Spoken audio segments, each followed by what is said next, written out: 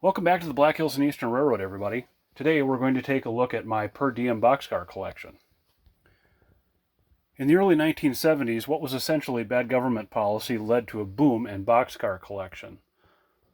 The problem they were trying to solve was a shortage of boxcars. Class 1s had fleets of cars sitting in disrepair but no money to fix them and put them back into service.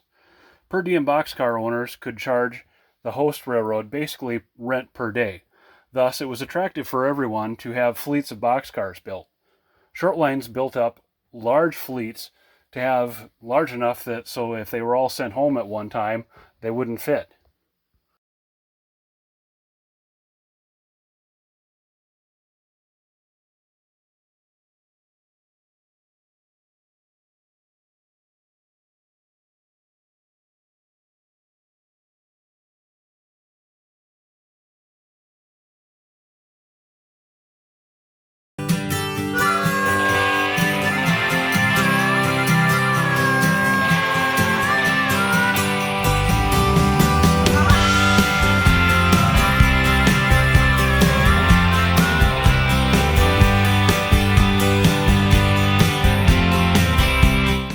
My personal attraction to boxcars began when I got back into rail fanning and model railroading in the early 2000s.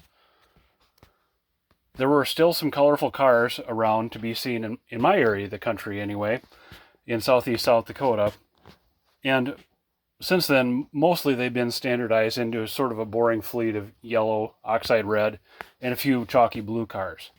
We actually had a Pan Am MEC car here in town a couple of years ago, which was fun to see, but a rarity.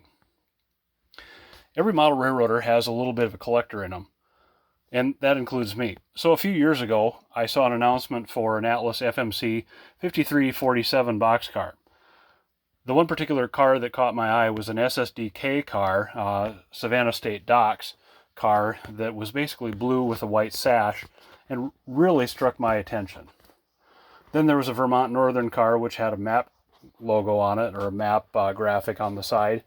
And I'm especially attracted to cars with map graphics, I guess as you've seen on the Morefield Southern with those PS covered hopper cars. So the MSE, SBVR, and Vermont Northern cars you'll see in this video have those graphics as well. This is not my entire fleet of boxcars, but most of my non-Class 1, non-private owner fleet that is vaguely correct for the 1970s and 1980s. I'm also excluding cars that end with the letter X that would indicate, I guess, the non-railroad private owner. Most of these cars need some additional weathering.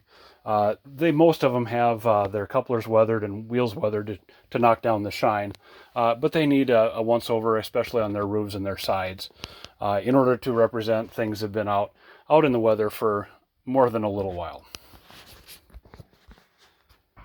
My fleet is made up of a mix of Athearn, MDC, and Atlas cars. The majority of those being the original MDC roundhouse cars dating before the Athearn acquisition. Two troublemaker cars that I mentioned in a previous video were those Atlas cars with the split Accumate couplers. I thought I dealt with, but I hadn't, so they gave me trouble during the filming of this video again. They ship with alternate draft gear boxes, so one of them I'd replaced with KD number 147s, which is an underset whisker coupler, which gets the right height and fits that the centering spring in that gearbox. It works great, but I misplaced the other set, or the other pair of draft gears, so I had to leave the Accumate couplers in there. Poof of graphite lubricant seemed to do the job originally, but didn't work all the way through the filming of this video. So I did have a little bit of trouble, as I mentioned. The last two cars in the train are the only custom painted MDC cars that I have. We'll discuss them in another episode. The intent is to swap all of these cars in and out when we reach full operations on the Black Hills and Eastern Railroad.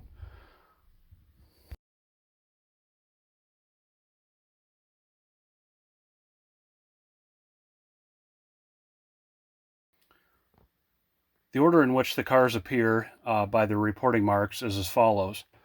UO, Union Railroad of Oregon, SM, St. Mary's Railroad, AM&R, Arcata and Mad River Railroad, PW, Providence and Worcester Railroad, AA, Ann Arbor Railroad, GWF, Galveston Wharves, GBW, Green Bay and Western, the famous Elko line, Vermont Northern, that cool yellow car with the map graphic on it, SBVR, South Branch Valley Railroad, MSE, Mississippi Export Railroad, TASD, Terminal Railway, Alabama State Docks, GB&W again, Green Bay and Western, ADNN, that's Ashley, Drew and Northern, TM, Texas Mexican Railway, SSDK, Savannah State Docks Railroad, M&NS, the local favorite here, Minneapolis Northfield and Southern,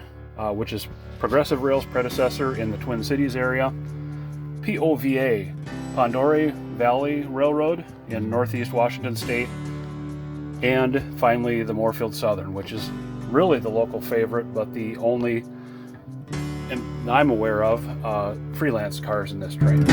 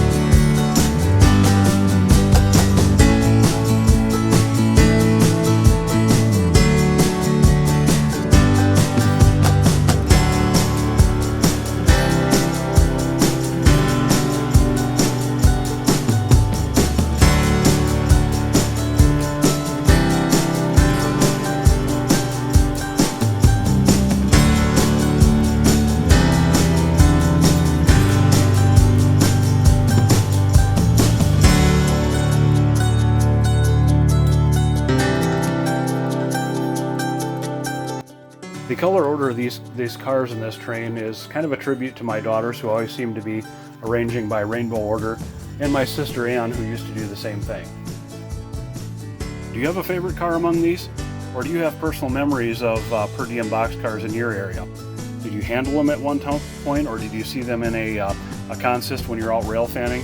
I'd like to hear about your stories of these in the comments below.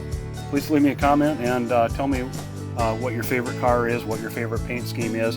If you have a map scheme that's not represented here or something else related to per diem boxcars, I'd love to hear about it. If you like the content here, go ahead and hit the like button, subscribe for more, and hopefully I'll see you in the next one. Thank you, everybody.